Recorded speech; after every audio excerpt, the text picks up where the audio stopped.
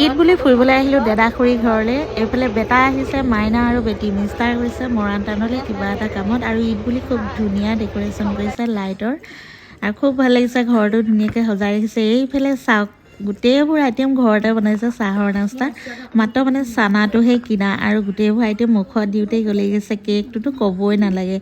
তাৰপিছতে গোটেইবোৰ বস্তু টেষ্ট কৰি কথা পাতি চাহ খাই অলপ দেৰি বহাৰ পিছতে চাওক মিষ্টাৰো আহি পালেহি। এয়া পোলাও, চিকেন পোলাওৰ লগত বহুত কিবা কিবি আইটেম বনালে। নেক্সট ডে ইভিনিং টাইমত ওলাই আহিলোঁ মামাহঁতৰ কি ঘৰলৈ। চবৰে ঘৰতে চাহ খাই ঘূৰি আহিব লৈছিলোঁ। সৰু মামীয়ে নেৰিলে, বোলে ভাত খাই যাব লাগিব। আৰু এইফালে চাওক মামীয়ে কিমান আইটেম বনালে, দাইল, ভাজি, কণীৰ লগতে মাছৰ তৰকাৰী খুব ধুনীয়াকৈ বনালে।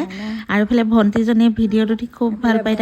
ভাইটিটোৱে আকৌ বেটীৰ লগতহে খেলিছে। এবাৰ আকৌ আমি দেৰিকৈ ফুৰিলোঁ ঈদ বুলি ঘৰত যিহেতু আলহী আহিছে। আজিলৈ